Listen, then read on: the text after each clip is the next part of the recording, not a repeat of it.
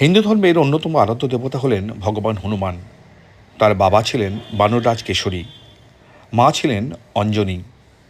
তিনি একসময় স্বর্গের অপ্সরা ছিলেন, কিন্তু মুনি ঋষির অভিশাপে তার মুখ মাদরের মতো বিকৃত হয়ে যায়।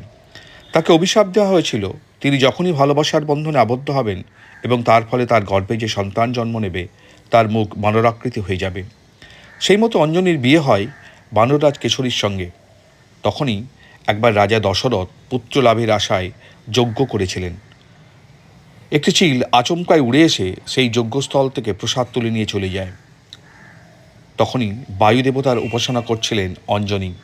চিলের মুখ ফসকে যজ্ঞের প্রসাদ অঞ্জনীর পাতে গিয়ে পড়ে। অঞ্জনী সেটিকে শিব ঠাকুরের প্রসাদ ভেবে খেয়ে নেন। তার কিছুদিন পরেই তিনি গর্ভবতী হন এবং শিবের একাদশতম অবতার রূপে হনুমানের জন্ম হয়। মাতা অঞ্জনীও